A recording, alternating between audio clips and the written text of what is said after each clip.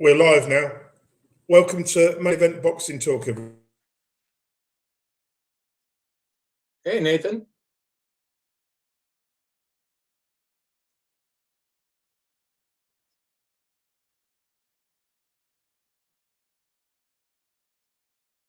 Nathan, are you there? I guess I'm the only one. Well, welcome everybody to Main Event Boxing Talk. This is Nathan Carey's show. Yeah, I'm where we here. cover Hello. all aspects of boxing. Are you back? Good. Yeah. Oh, there's Spencer. Oh, we actually, yeah, we've continued to YouTube yet. Okay. Right. Spencer should be logging in a second. Yeah, we're starting.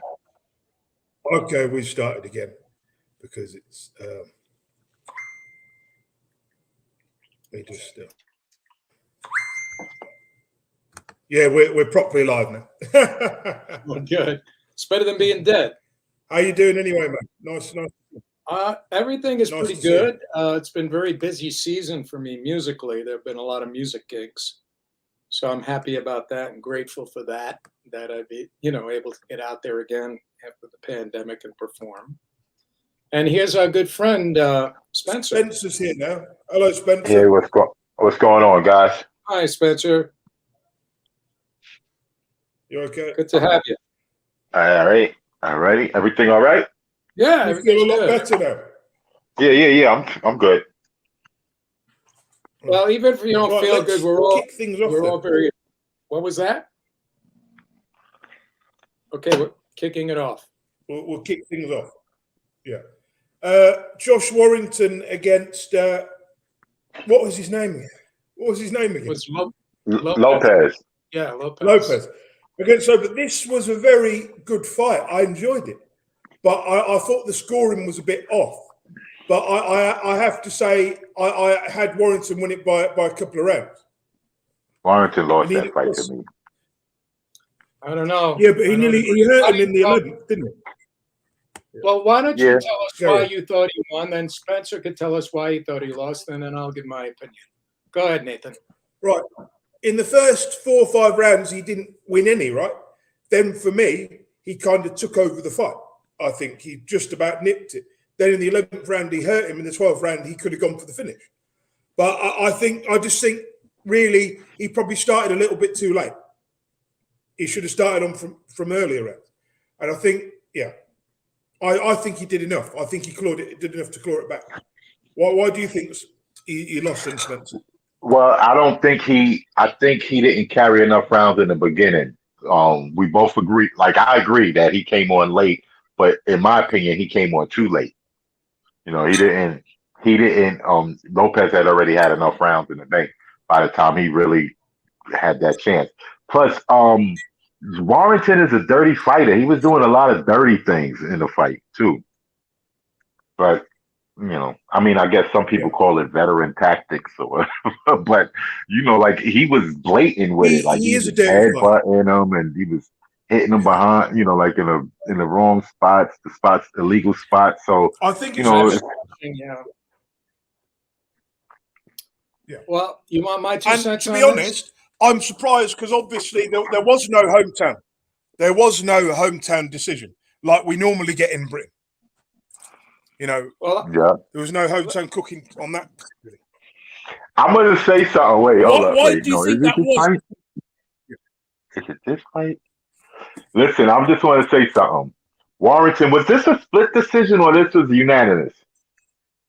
This was a split decision. Majority 16, 12. The first scorecard was a draw, 1-1, 1-1 for 4 or whatever. Then the next one was 14, 1-1, 12, 1-1, 6. So it was majority decision win for Lopez. Okay, so he got a majority decision. No, that's cool. Like he like I said, I don't think I think Lopez had put enough rounds in the bank by the time he came on.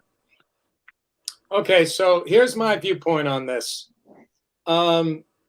I watched the fight very closely, and what I look for in a fight is effective aggressiveness. That means the guy is getting through the defense of the other fighter. I would reward that. Now, how effective his aggressiveness were, he was throwing more punches. He wasn't landing a lot of those punches. They were landing on the gloves and the arms. Warrington's defense was like this coming in. He would occasionally get a few shots in, but then after the fourth round, Warrington started scoring more significant blows. Now, you're right. They were dirty tactics, and the ref wasn't stopping them. No. I don't know if that was that an English ref? I don't remember. Yeah, it was, yeah. But Yeah, you know why he didn't. Well, I seem to notice Why that is with it? some refs sometimes, over there, and even over here occasionally. They won't. They You know won't, what? well, let me talk, Nathan, before you talk. I notice that sometimes with particular refs, if it starts getting dirty, and both guys are being a little dirty, they'll maybe warn them. But then if they give up and just let them do it, I think in this case, though, he was letting him get away with it. But what happened as the fight progressed was I saw Lopez fading and Warrington scoring more.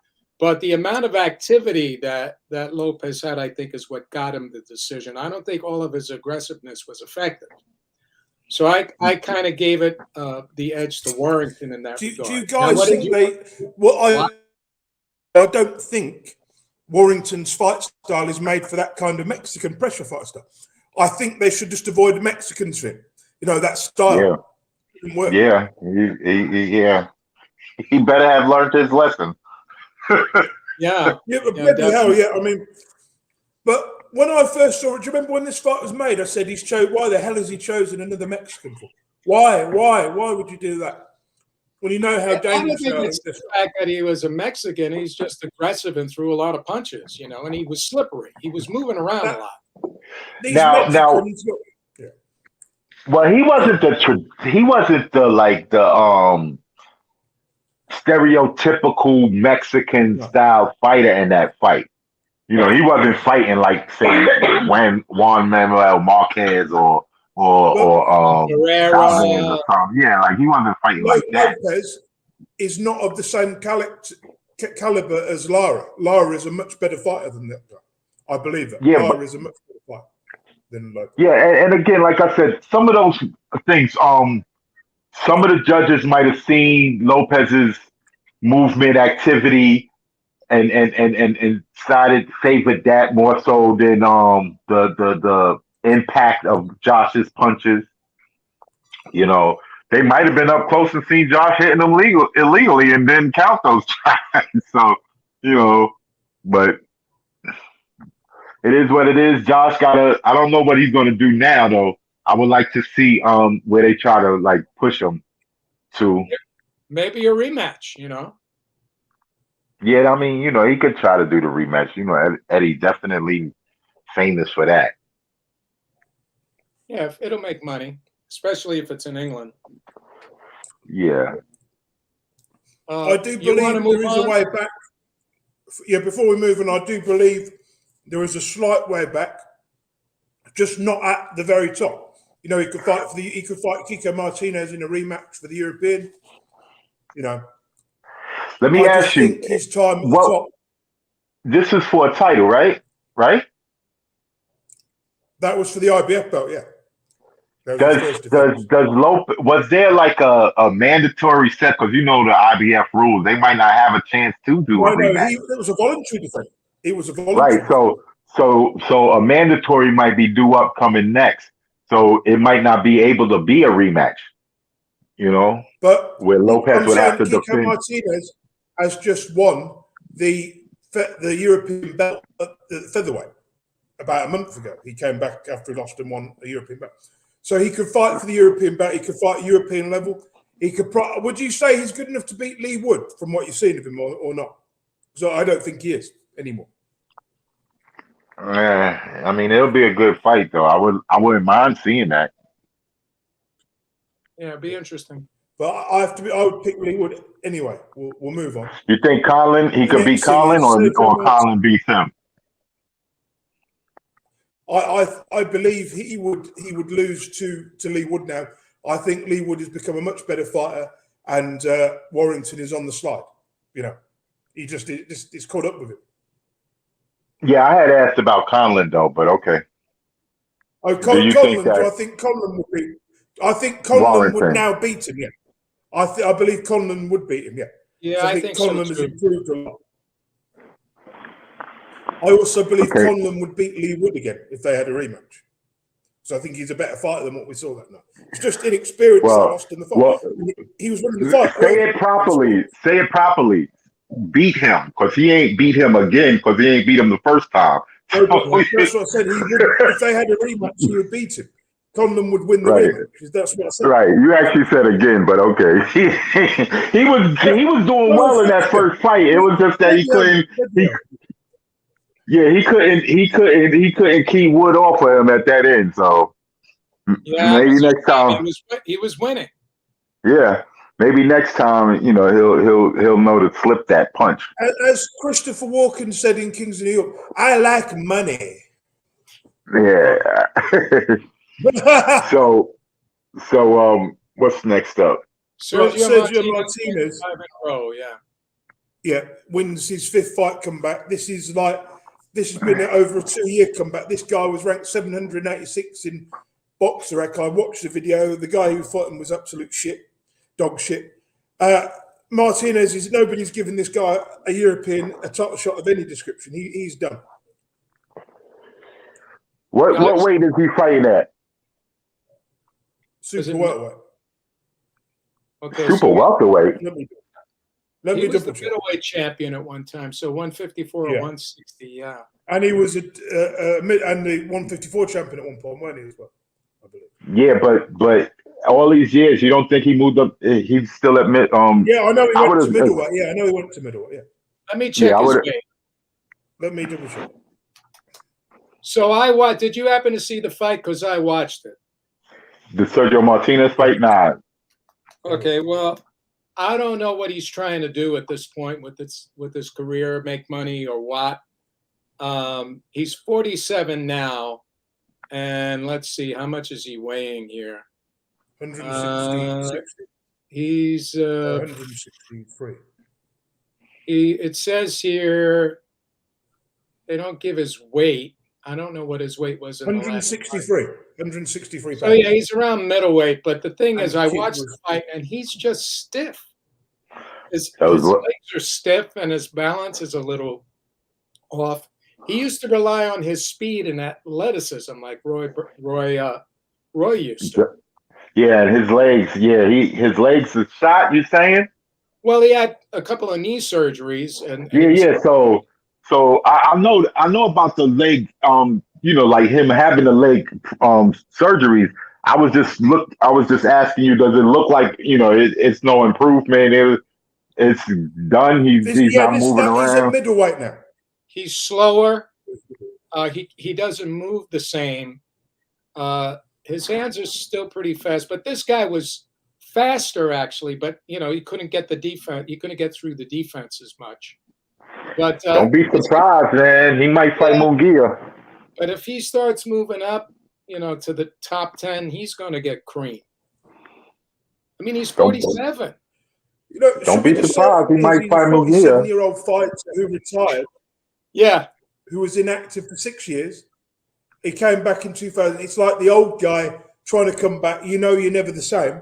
He should just stay away from the sport. If he's going to continue fighting at this level, that's fine. But no higher than what he's fighting at now. I don't think he knows how to do anything. Or anyone he doesn't know how to do anything else, Nathan. If he gets a highlight reel, he might get a shot at somebody like Murata. You know what? The sanctioning body should not give this man a title shot. It's bad. I mean, I don't mean a title shot. Murata's not a champ. I mean somebody that he might get a shot against a former champ that's not too dangerous to kill him or something like that. Putting him in there with a top 10 fighter or a top 20 fighter or a top 30 fighter, it's too risky. And if he got because of his name, he could get a title shot. But if he got a title shot, and the guy who beats him and hurts him, it could go wrong. He needs to stay at this kind of level. That's all it can be, is just a hobby at this level. He's made his money in the sport. You know, he made a lot of money from the sport. Good paydays. You know, he doesn't. It's that you brought something up, Nathan, and it's kind of weird. Like the mindset. If you're a veteran guy, like say somebody in Sergio Martinez's shoes or something, if you do get a shot or if you get a fight versus like one of the top guys, but if you're getting beat up and you know you can't win, you being a veteran should know, all right, so I'm just giving in. You know, all right, I'm calling it a night. I know when to call it a night. But you might have some veterans who are like, I'm going out on my sword. So like I'm just gonna go all out, and that might be more dangerous. Let me say this. Let me say this. I've been a performer since I was 14 years old, right? So now I'm 71, and I'm still performing. Now I may not be performing at the same level I was performing at when I was 28. Okay, with the same amount of speed and technical facility. I've had injuries to my hands and whatnot. But the thing is, once you're on that big stage like he was, that's all he knows how to do. This is all this guy has ever known. And he was a celebrity in his country, a world champion, a media he was definitely a hero. Yeah. And that is hard to give up. So if he's doing that, if he keeps it on this level, he'll get a little more attention. But if he goes up and tries to do a grand performance against the top 10 guy, he is going to get hurt. Yeah, he will get hurt. All I'm going to say is, we've seen fighters from the past, like the Sugar Rays, that went on too long, far too long. We saw the people like the, what's his name? Who's the guy who beat him? The British guy who beat Sugar Ray Robinson.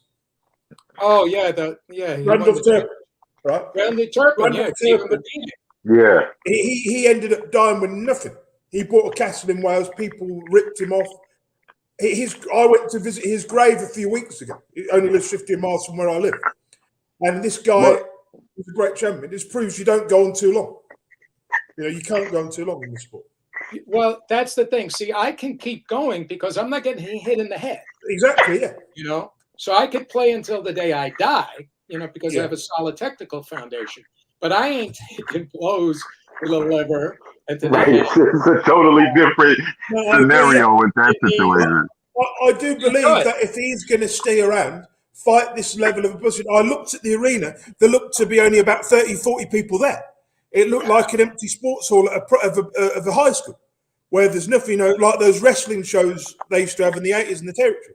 It was like that. There was like one man and his dog. He's only getting coverage because of his reputation and being because of his name. Yeah. That's all. Yeah, that's what I said. Like if he gets a highlight against somebody and he like really gets a highlight reel, then somebody might ask him to get a shot.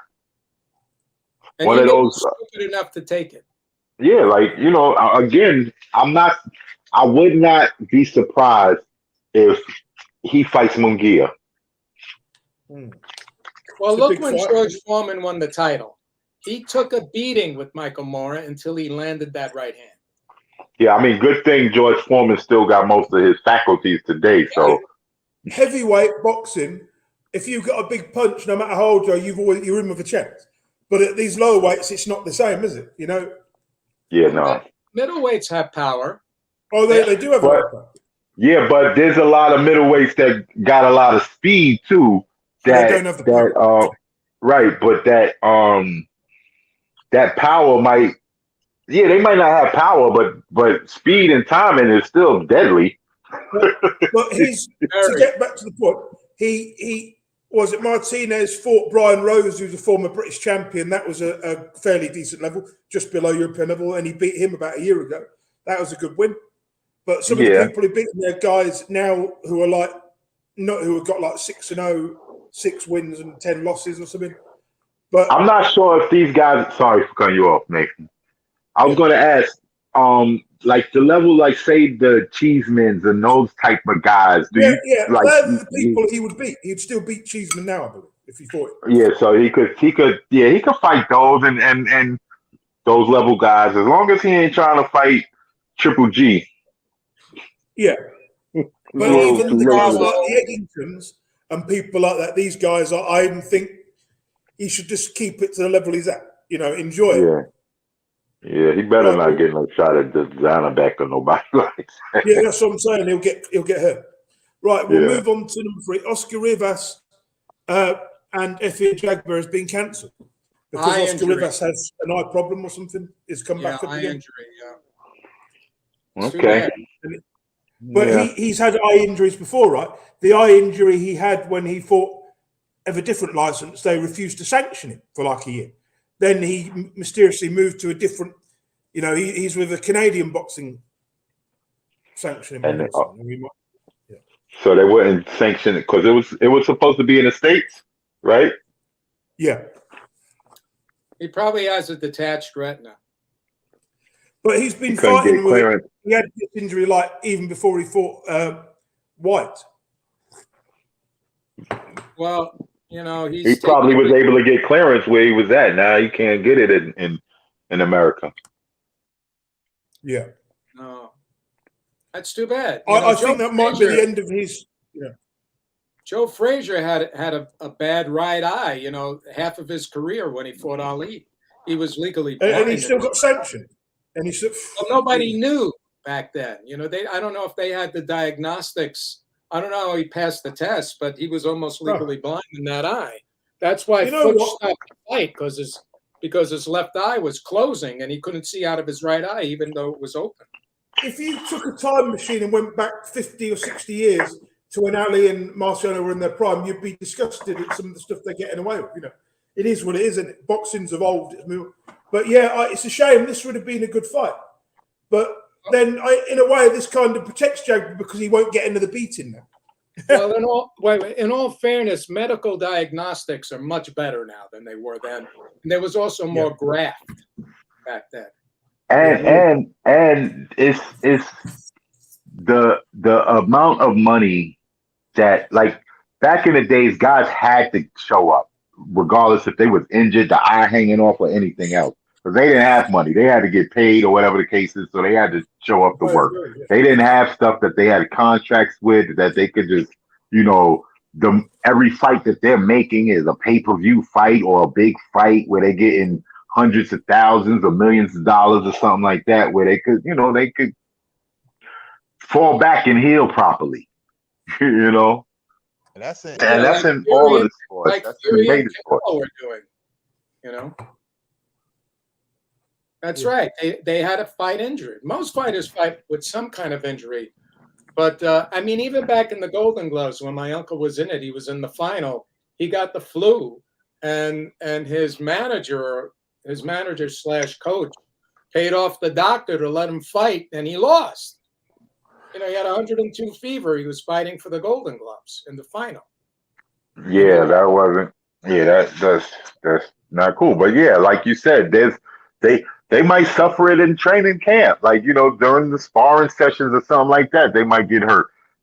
A lot of boxers don't go into a fight 100%. No, generally not. Generally not. Everybody's got bringing something. You're sparring hard.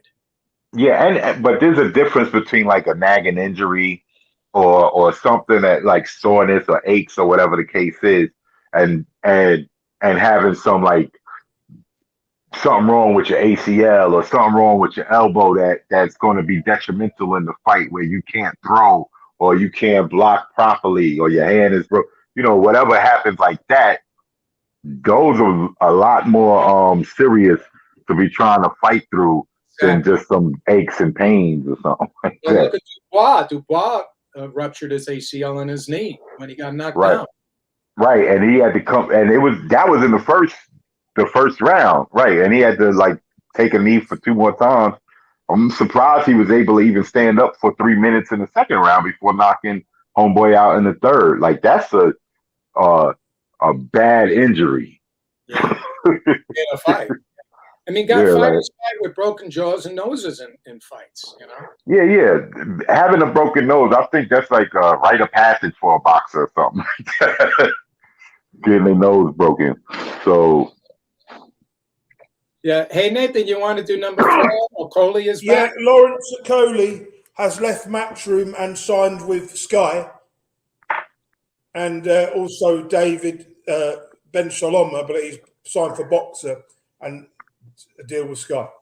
So Is he he's going? left Eddie Hearn. Is he moving up to heavyweight? No, he's staying at cruiserweight. He's making his mandatory fence against a guy called David Light, who is a cruiserweight from New Zealand. The guy's not very highly ranked. He's not a very good fighter.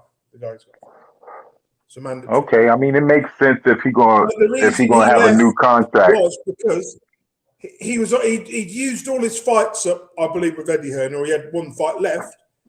But they said to him, "Oh, you've got to pay $500,000 to buy yourself out the contract." So I'm not sure what happened there, but then Eddie Hearn was just saying, "No, we don't want him to leave. There's legal action and all this crap." But they probably sat down, had a meeting, and hashed it out, you know. Yeah, maybe Sky Sports and Boxer. You said it's Boxer that got him, right? Sky and Ben Shalom offered him more or less doubling his money, more or less. So then he went to Eddie Hearn, if you can match it or come just under it, I'll stay with you.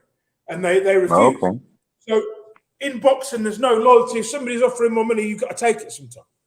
But let's be honest, Okoli is not a very entertaining fighter. He's a good fighter. He's not very entertaining. He's stunk out the joint in some of his fights. He's not a big ticket seller. If he was a big ticket seller, even though he's a world champion, Eddie Hearn would have kept him.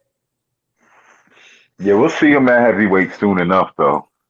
Look, I think he has look, don't get me wrong, he has a hell of a future. But I think he should try and clear the division out first, if he can. Win a few more belts this way. Well, the promotional aspect, you got to take that in consideration. He's signing with a new company. He might not even be able to fight on any of the other champs because of whoever they might be with. I'm not even sure who they were. He's made 2 defenses of the title. Once he's made 4 or 5 defenses, he should move up to heavyweight because that's where all the money is, Yeah, I agree. I think, I'm not saying he'll go up and do what David Haye and win a world title, but I think he could be a solid top 20 contender if he goes, he could beat the Chisora and guys like that. You think he could beat Dubois? No, probably. I don't know. Probably not. No, he should. What about you? What about Huey Fury? No, I don't think he beats those big guys. I think once he's had a few fights there, say like David Haye did, where he fights a Monty Barrett kind of guy, a guy who's outside the top 30. Sort of like what Usyk did, fight like a Chaz Witherspoon or something like that when he first come up. But I think because he's 27, right? So I believe his journey would be a little bit slower. So I think within 2 or 3 years he'd be fighting that level of guys. But they'd get him in at least 3 or 4 or 5 times before he gets in there with a solid guy, just to acclimatise him. When you go up, like when Haye went up, he was a unified champion. He had the power. He matched. He manipulated his path to be a champion very quick.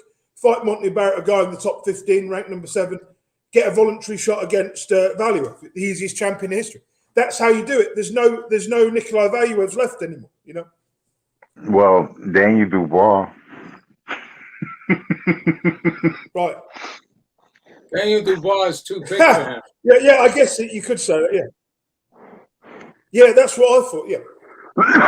Maybe if he was at Bridgerweight, it's a shame the Bridgerweight ain't more popular because he could go up there and dominate, I think it is possible because I think Michael Hunter is signed to Boxer also, that they might. Michael Hunter's a mandatory. Michael Hunter might get the title shot versus Dubois first after he heals, and then once Hunter's a title is a bit later. Actually, while we're on the subject to that, before we go on to the next thing, Daniel Dubois has been made the mandatory. The WBA have ordered Dubois Usyk. How convenient that the IBF have called it mandatory and served the WBA. The convenient part is they know Daniel Dubois just hurt his damn leg. How to mandate a fight when he can't step up and fight him because he's hurt. He got to get some time to recover. I don't think he'll take the fight anyway. He's not ready for that level of guy. I agree. I don't think he's ready for him either. I don't think Usyk would take that fight anyway. He's not interested in it. There's no money in it. No, also Michael Hunter, while we're on the subject of Michael Hunter, is a guy who should have been WBA champion a long time ago. Well, look, he's on to talk about number 8, but now that we're on him, the problem with Michael Hunter is he says he doesn't get motivated for some of these opponents that he's fighting that are not top guys. That's a lot of bull, man. You know, if you want to be up there in the mix with those guys, like with Parker and Fury, the other guys, but he's the other good guys fighting, you have to perform all the Right. time. You have to be. Right. But he hasn't performed in his last 2 fights. He hasn't performed. Exactly. Like, he No, would say he lost to Ben Forrest because I tell you what, he was bloody lucky to get away with a draw for that. I mean, and that stuff that he's saying, that's the stuff that champions could say, or you know, like top guys. Well, I guess you could call him a top guy, but Well, the truth guys is, that like that have already fought a bunch of top guys and show themselves. So You you know know, what? when you see them fighting these lackluster performances against no names, you'd be like, yo, you should be doing better than that. They'd be like, You yeah, it's know hard what to get up for the these sad guys. part is? That I think the chances of him being champion or winning any belts now has passed him by. That ship has sailed. When you've got guys like Trevor Bryan, the guy he would have destroyed as champion, you know, that kind of tells you all about luck. You've got to have a lot of luck in this game, you know? I mean, he has a shot, and I'm gonna say he has a shot the WBA route. Obviously, he could beat Dubois. Right now, yeah. He could beat Dubois, but Dubois got a heel, so it won't be It won't be for at least 6 months that he will get that shot anyway. He's blowing it. He had the chance to beat Povetkin and open the door to bigger fights, but he blew it. So, you know, he's had some of these really good opportunities he could have taken advantage of. He just didn't do it. You know, Well, I mean, he is the mandatory to Dubois, right? But he is Dubois' mandatory, so yeah. he is in position to fight for a title. So he just has to get his damn promoters to get on their job to get him that opportunity. No, it's not the With the way Dubois been looking, I tell you what, with that because Eddie Hearn has done him no favours. It's not the promoters. He has to take charge of his own career and go out there and perform. And then it's easy to promote him. I mean, don't disagree on that one. I do not disagree on that position that he needs to when he's especially these Mike Wilsons and these guys, he's supposed to demolish these guys. They shouldn't even have a chance. The way things are going, you know, I could see that belt become, or the WBA might make another interim title. I know they don't want to bring back these guys, but they could. Right, because Dubois is hurt, so he can't defend it, and he can't step up to fight Usyk. They'll either strip him or he'll vacate it, but I think they would strip him, and then they can get someone else like Michael Hunter, or call him a champion, or call him a champion in recess. Yeah, that's so that whenever he comes, champion, or whenever he comes back, he'll automatically get his shot. But I want to touch on what Tom was saying about the promoters. Not what I was trying to say is he's currently in the mandatory position. He doesn't have to really do anything now more. He doesn't have to perform well in his next fight or anything because his next fight should be a title fight. That's what I'm saying about his promoters need to push to get him his title shot now. Of course, he is the mandatory. Last I checked, he was the WBA mandatory. That's what I mean. Yeah, that's their job. Right, it would be so easy for him if he would have just knocked these last 2 or 3 guys out.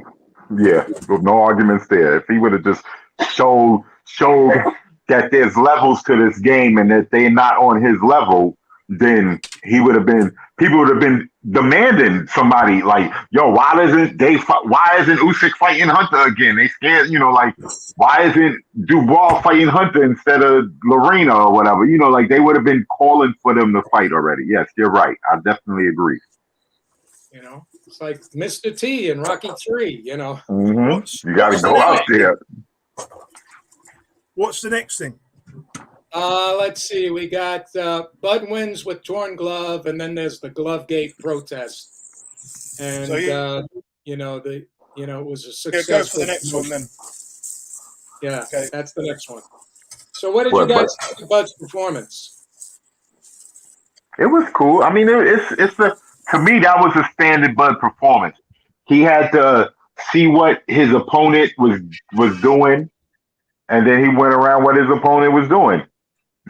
I thought he looked a little just a half a step slow with his defense because Avanasian was getting to him a couple of times, and then he kind of like had him figured out, and the left uppercut, right hook, boom.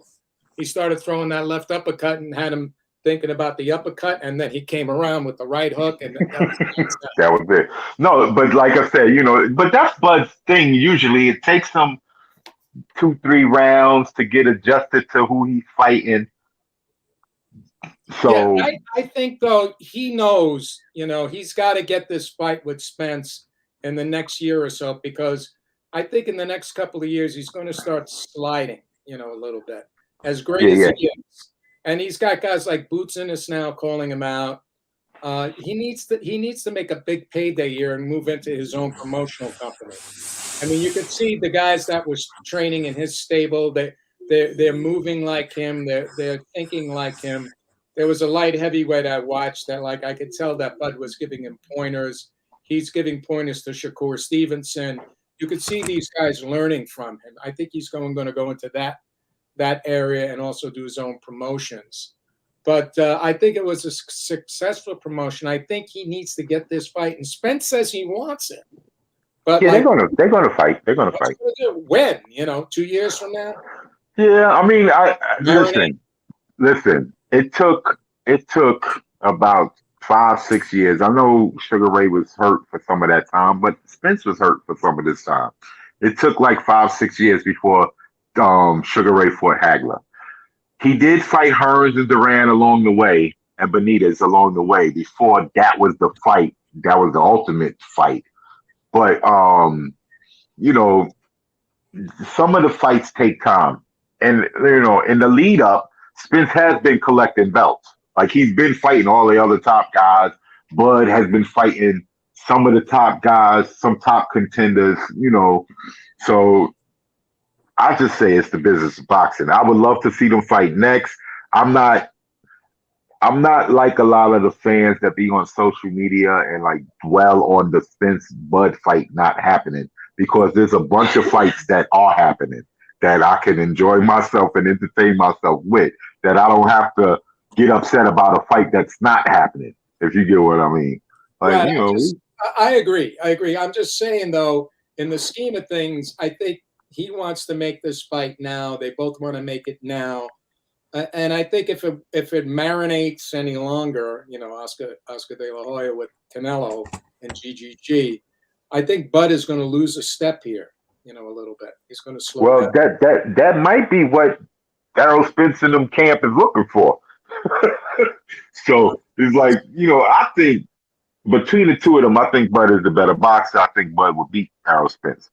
But I think it will be a good fight, though. It's not like it's a wash and Terrence Crawford to just like walk through Errol Spence. I think Errol Spence is going to put up a good fight. But I just think that Bud got a little bit more tools in his toolbox than Errol. Well, Nathan, let me ask Nathan something here. Nathan. Yeah. Did you see the fight?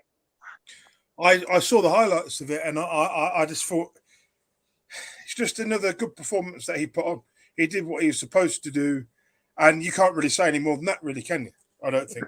I think. What do you think of this whole controversy with the glove and letting him go on with the torn glove? They should have sorted it before the fight. They should have stopped the fight and gave him a new set of gloves or something. Can they do that in mid-fight? Well, they can stop it if they have they're supposed to have an extra pair. Well, we saw the same thing happen with Pulev and Vernon Forrest. Vernon Forrest didn't have the right pair of gloves, so then Pulev gave him a spare gloves. They should have gone to his spare gloves. Yeah. They had a pair of spare gloves on the side. It was whoever was I think it was I want to say the Nebraska Sports Commission that said it was okay for them to fight with the gloves, because he came out with the bad gloves. So it wasn't like they had to stop it ripped in the middle of the 5th round or something like that. It started coming apart in the middle of the 5th round. But he had the chance to replace his gloves during the minute. They had a break in action. Just like if there was tape, like if the tape comes off the gloves, when there's a lull in action, the ref will break the thing, tell the corner, fix the glove or whatever. They could have did the very same type of process. Yo, we need a new pair of gloves for this. The Nebraska Sports Commission was supposed to get, because they had the spare gloves on the side. They had the pair there. They were supposed to tell them to replace the gloves and then let them come out and do that. And the other thing is this: Avanesian's camp, I know they beefing and all of this other stuff, but you also had the right to petition, like, yo, he got ripped gloves. I want him to change those gloves. This corner could have said something also. Right. Well, I think it's much ado about nothing, but, with all the claims against Fury, and there's a history of other fighters with loaded gloves and whatnot. I think it's professional not to change a glove when it's in that condition, because you could get cut. Yeah. You could cut somebody. This is open over here and you miss and it scrapes the eye. It's a cut. So I think, they really need to get that act together, make it be consistent. And also that was very embarrassing for Everlast, the glove maker. So I think they did come out, we've discussed this. They did come out and like kind of said, we made a mistake. We used some recycled leather or something that was kind of bad. So they kind of confessed to their fault in the gloves breaking apart in the first place. So, like they confessed to that. Like it wasn't no controversy where in the same, like, hello? Yeah, I'm here. Hello. Everybody hears you. We're good. Yeah. It wasn't like in the same mode with like the Tyson Fury or even with the Margarita with it was something like nefariously done, but they just ripped and then they let it go on. That was the only problem. It's boxing. Next thing up, Nathan, was Santa Cruz vacates the title. Yeah, Santa Cruz has vacated the WBA super title, and Lee Wood is now the sole WBA champion. Yeah, I'm kind of curious because he was supposed to fight Ray Vargas first, right? But then Ray Vargas is gonna go move up to fight for the super featherweight title. So I'm not sure what the outcome for Santa Cruz is here. What is he trying to do? Yeah, that was my thing because he was ordered to fight Lee Wood. And like to me, he should have let them get that fight because that would have been an easy win for him, in my opinion. He would have brought Lee Wood here over to the States. It would have been a homecoming fight. He could have had it in Southern California, right around Utah, and brought a crowd out, defended his title, and they would have shut up about him for a minute because he would have consolidated those titles and all of that stuff. Yeah, I think he wants to get the WBC title. I think that's probably what's going on here. Yeah, he might fight for that one, but I would like to see him versus Gary Russell for that vacant title if Ray Vargas moves up and vacates. Yeah, that would be interesting. We'd see how they both perform. Yeah. Gary Russell was injured his last fight, wasn't he? Right, and he just barely lost. But yeah, he lost to the guy that Ray Vargas wound up beating. Yeah. Well, we'll see. These guys get old fast in the lighter weights because all the punches they take. Yeah. But it'll be interesting if that's the case, and we get some good fights out of that. What do you think about that, Nathan? Yeah, I think that could happen. Yeah, but isn't Santa Cruz near the end? I've always thought he's a little bit near the end. Yeah, it's possible, but he could also move up to 130 and just fight for the because the 130 champ is fighting Tank right in the beginning of January. Yeah, that's Garcia. Right, so he could be setting up to fight Garcia because that's a lightweight title fight. Garcia's Well, not he is giving quite up. big, isn't he? I mean, Santa Cruz is quite a big fighter, isn't he, for that weight, for the weight he's at. Yeah, he could fight at super featherweight with no problem at 130 with Yeah, no problem. he could do that. Yeah, he's got the frame for it. Yeah, he could do that. He, so Yeah. he might be fighting Garcia when Garcia loses the tank and comes back down, maybe. Well, that's number 15 on the list. But now that we're on it, I don't think Garcia has a chance against Tank.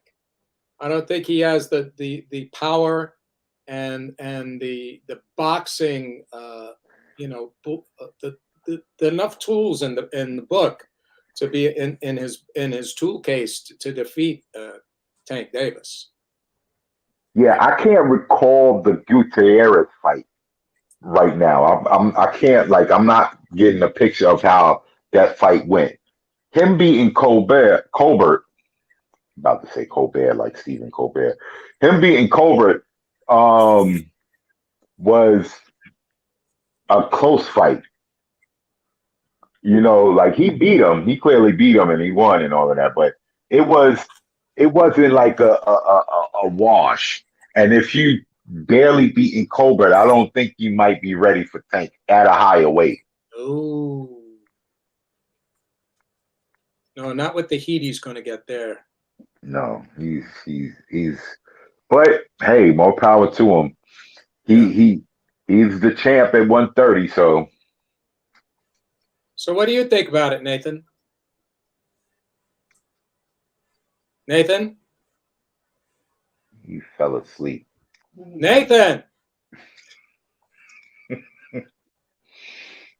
All right, well, let's move on. Let's go to number 7, where the WBO super flyweight champion, he's fighting on New Year's Eve, Ikoa, with the unification bout against Joshua Franco at 115. That should be a good one. Yeah, that should be a nice one. Yeah. What is it going to be on? What platform is it going to be on? Hold on, I'll let you know here in a second. I'll tell you in a second here. Where did Nathan go? Maybe he went to the bathroom. Yeah, or he did his round. Is he at work? Maybe he's on his rounds. No, I think he's home. Here, hold on. It's going to be on. It says check local listings. Let's see if we could find it somewhere else. I wouldn't be surprised if this is on DAZN or ESPN Plus. But let me see. Joshua Franco, who is he with? Because whoever platform he's with, that's what it's going to be. Is he a top ranked fighter? I'm not sure. Hold on. Let's see. Kazuko Ikoya. I'll let you know in a second here. Versus Franco. Joshua Franco. Where can watch where? Where can we watch this? It looks like ESPN. Okay. Well, no, they just announced it. How to watch. Hold on. Here we go. So how to watch this? Where does it say? Watch. It's coming out of Ota City in Tokyo, but it's not giving details here. Hold on. I don't know. I have no idea. Let's keep going here. Okay. That should be a good one, though. That should be a good one. Yeah, I would. We're trying to figure out where Ikoa and Franco are gonna where it's gonna air. Do you know, Nathan? Yeah. Date, time, and arena. Hold on. Somewhere in Japan. Yeah. Well, it says it's a live broadcast, but from where? Oh, you could watch it on Japan Boxing, it looks like, JBC. And what's the other? Yeah, JBC, it says. Yeah. So, I mean, if it's not on none of the platforms, it's probably going to be on Fight TV, but that's possible. You know what? The Japanese usually fighters, I don't very often watch them, I'll be honest. I just, I don't know what. Well, there's one moving up through the ranks on pound Anyway, for pound list. yeah, but he's something special. Isn't he? He's a special fighter. Fight is by Yeah. Thriller, right? Oh yeah, he beat Paul Butler, didn't he? In 11 rounds. Took him 11 rounds to beat Paul Butler. That surprised me. Well, he It was only took. pounding him the whole 11 rounds. He was pounding him. He was No, running. He Lewis wasn't is a good trying to fighter. engage. It makes But Butler see, look better than what he actually is. Butler didn't look good. The fight. This is the thing that I was arguing because people like after the Butler fight, they like, yo, Nui is number one pound for pound. I'm like, Well, he's not. I'm not sure what they was expecting going into the Butler fight.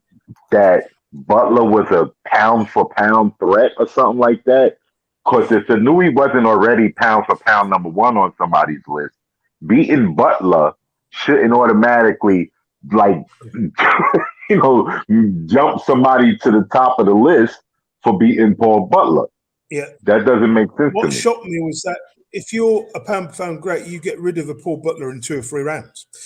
To be honest, yeah, that's what the first thing. If Paul Butler tried to fight and tried to win, he probably would have lost in 2 or 3 rounds.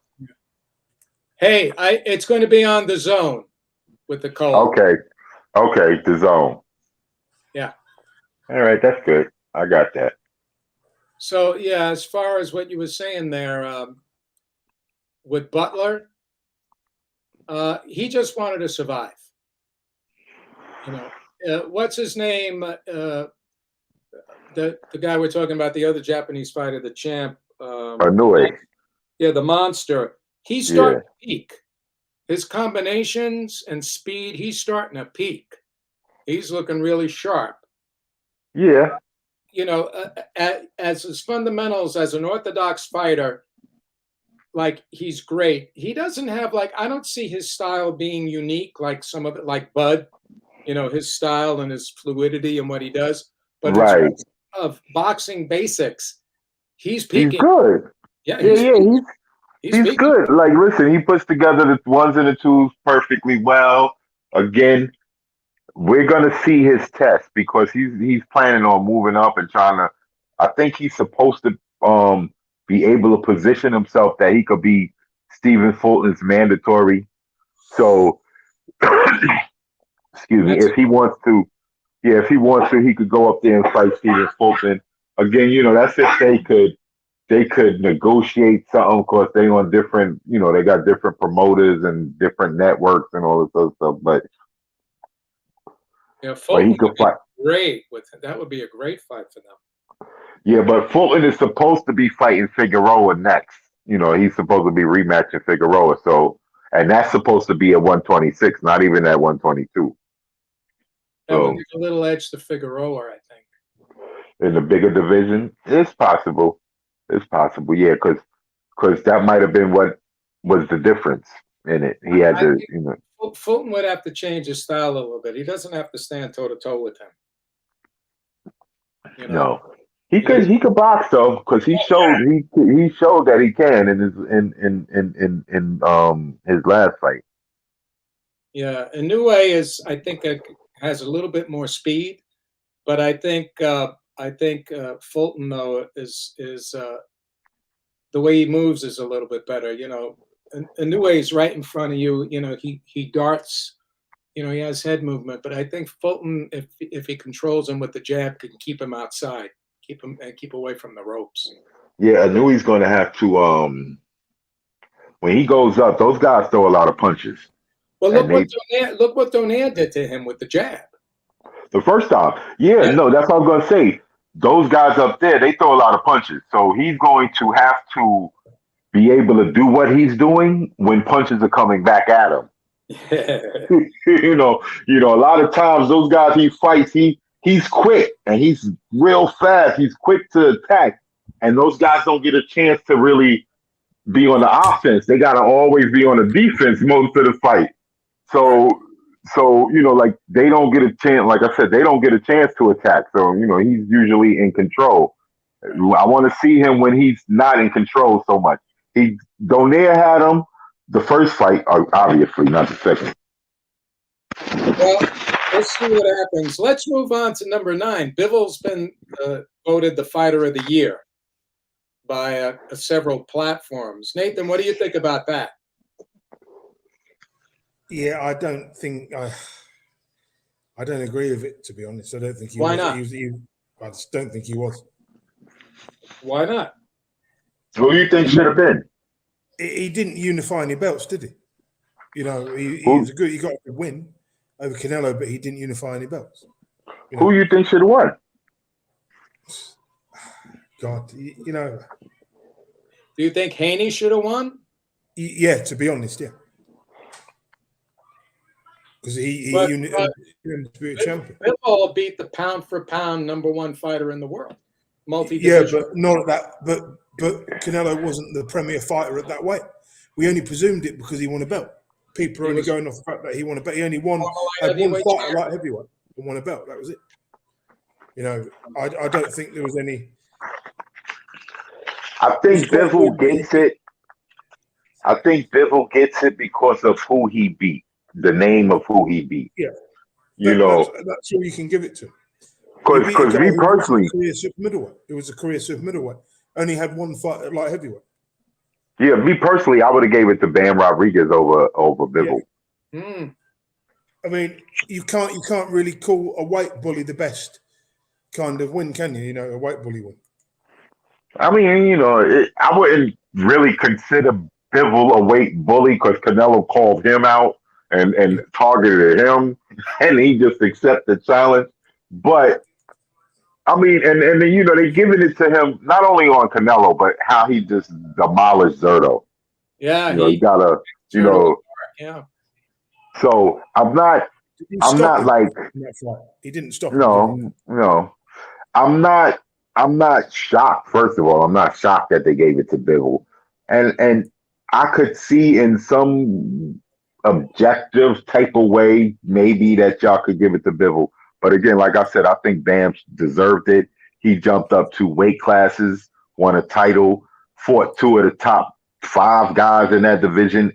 In doing so, in Kudros and Rumvisa, and he fought 3 times in 2022, as opposed to everybody else mainly fighting 2 times. So that's why I would give it to Bam over like Devin Haney, Anui, Bivol, you know, those guys. Yeah, I think based on that, you know, it's justifiable. But I think the fact that Bivol beat up on Canelo was a big deal. Yeah, that's what it was. That's what it was. It's who he beat. It's who he beat. Exactly. I'm trying to figure this. Okay. Usyk is that's not really, because that'd be undisputed heavyweight. That ain't really the same. Okay, wait. If AJ did not lose to Usyk and Usyk had came up, if Usyk had came up and AJ had beat him when he tried to fight him, that's like it's not really. I guess maybe it's the same because Canelo's the undisputed super middleweight, moving up to challenge the light heavyweight champ. So the undisputed cruiserweight challenging the heavyweight champ. It's kind of equal. Yeah, if AJ went and won, would he have deserved to be the fighter? Yeah, for beating an Usyk guy, moving up in weight. Maybe not. I don't know. When Canelo fought Triple G, you would have thought they would have had double weight belts on the ring, you know, like Mayweather did against Maidana a few years ago. Do you remember? When he was the WBC 154 and 147 WBC champ. Yeah, Mayweather was breaking rules. They was breaking rules for Mayweather. Well, no, that wasn't the first time that happened. It's money. The last time that happened, the double WBC title fight, dual weight, was Daniel Lalonde and Sugar Ray Leonard. Sugar Ray Leonard in '88. Yeah. Yeah, I'm saying that's another person that they would break rules for. Sugar Ray. So money. Yeah, without question, it's about the money. Cause I think then he had both the WBC and WBA at 147 and 154. Yeah, Yeah, he had two of each. yeah, there was something going on there. I remember that. Yeah, cause yeah. Anyway, Didn't Lalonde have to come down a little bit? I forgot. A little bit, yeah. Like the 168 or something? Yeah. Yeah. yeah, cause what he was a light heavy at the time, I think, right? No, it was a great fight, that. So, next thing here is, can BK Prime continue without Bud, to produce that kind of a fight that would generate income? I mean, or do they need Bud for that? What do you guys think? I mean, because I enjoyed the show you put on. I think they did. They do, yeah. And You can't Aram rely on the Broner. says it made money. So, what do you think, Spencer? Well, they're gonna have AB as they signature fighter. Can he draw in? Can he draw in people like Bud did? It's possible. Well, Bud fought at home. Bud did his Yeah. standard pay-per-view numbers, but he filled the stadium. But listen. He got 120. The rumor is he got 120 thousand pay-per-view buys. I mean, that's not great. Obviously, that's nowhere near great. But considering that it was on what it was on, 120,000 pay-per-view buys, 120,000 people decided to go on the Black BLK Prime and download the fight or pay for the fight. So that would be, to me, good. That's more than they had before tuning into their platform at one time. So yeah, but my question is, why would a fighter who's in his prime and should be the unified champion of his division fighting on a little known network like this? It doesn't make any sense. Why? It's a big risk he's taken, really, isn't it? listen, Bud ain't got no business degrees. So his business moves might not be wise. He could fight, but he might not be no wise businessman. Is it? He should have stayed with Heyman. Not with with Top Rank. This sounds like a really good deal to me. Listen, I don't disagree with leaving Top Rank. When your promoter is right there next to you telling you, yo, he ain't nobody, he's not making me money, I'm losing money on this guy like that, I would leave that. I mean, like, okay, it's time for me to go. He got 10 million for fighting on BLK Prime. Yeah, still good. He could have held out and not fought this year, and they would have negotiated a Spence fight for early next year. That could have happened, but he made $10 million this year, so that's not necessarily a bad business move in that sense. How many fights is his BLK contract for? Well, we know they got Adrian Broner under contract for 3 fights. So is he going to fight Broner? Which to me, that's a really bad fight. Such a big. Bud isn't signed to them though. That was a one-off. He's not signed to them. He could go fight somewhere else next. He should go to Matchroom, or if not, or he might even go back to Top Rank. Who does Matchroom got for him? Maybe who does Matchroom got for him? He got to go to Heyman. He got to go to Heyman. He got it, because that's where the money will be for him. That's where that money will come from. PBC. Yeah. There's no other. Like, he can't get a Keith Thurman fight. Like, there's nobody at that weight that got a hold on anybody else. Like, Bob Arum got a bunch of 140 pounders that could eventually move up to 147. But, Bud beat all of them guys easily. Ramirez and Teofimo and all of those guys. Why can't he move up to 154? Have a fight with Conor Benn, the drug chief? That's a whole other ballgame. Yeah, that would be worse than fighting Avanesian, in my opinion. Yeah, it would. Yeah. So, Bud, he made a move. He made money. We're going to see if it paid off with the next move that's about to be made on, the next fight he has. Again, he might fight Adrian Broner on BLK Prime. They might invite him. Broner's going to fight Red Cat, and Broner got a 3-fight deal with them, so he might fight Bud in the third fight. They might try to get him to fight Bud in the third fight, maybe, or the second fight if Spence decides to fight Thurman instead. You know, who knows? Because Spence saying he's gonna come back in April or May. There's a rumor that Spence is holding out to see what Canelo's going to do because they might try to push to get Errol Spence to fight Canelo in May. Really? Yeah. That's a big risk. Yeah.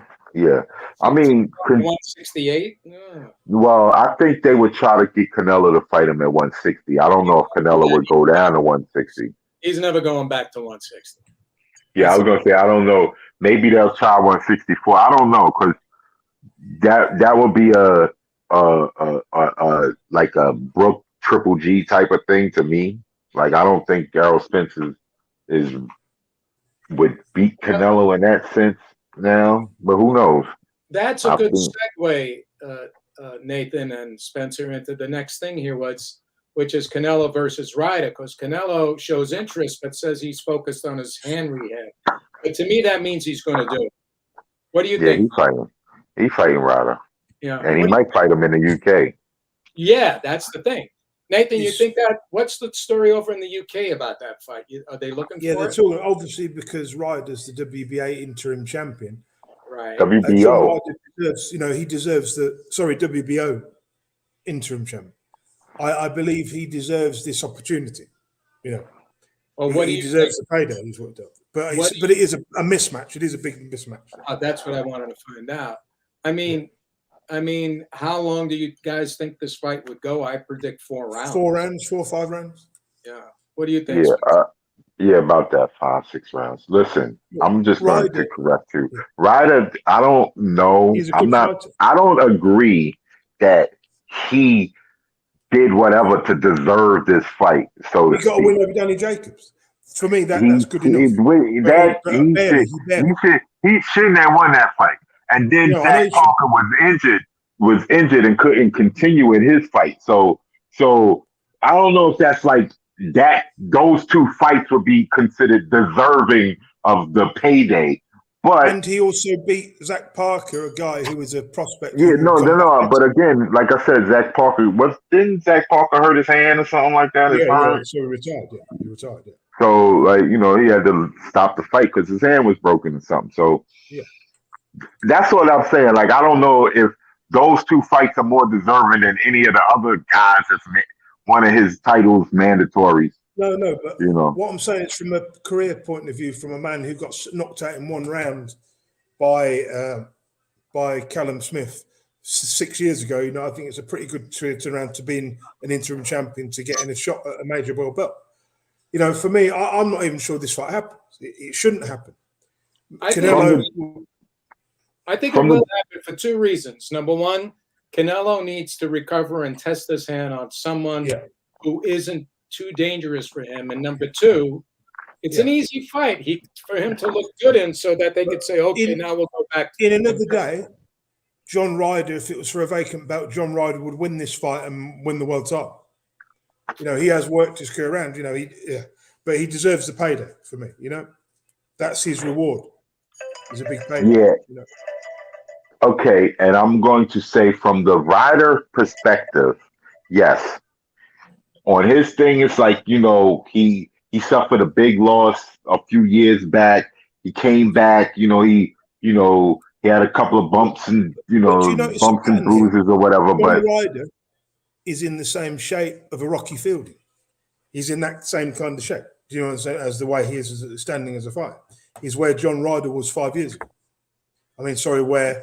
Where Rocky Fielding was 5 years ago when he was the WBA regular champion. I agree. And it's probably the same fate might happen.